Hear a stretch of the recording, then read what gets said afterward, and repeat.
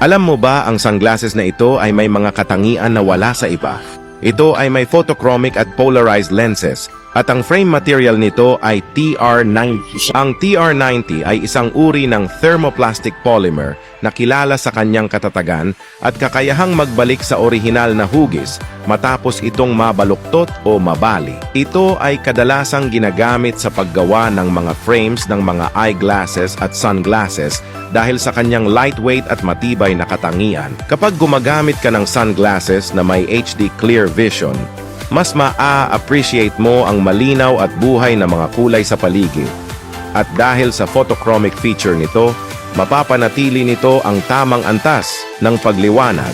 Dahil kapag tinatamaan ito ng liwanag, mas nagiging madilim ang kulay ng lens nito. Paano natin malalaman kung polarized ang isang sunglasses? Itapat natin sa LCD screen at i-rotate.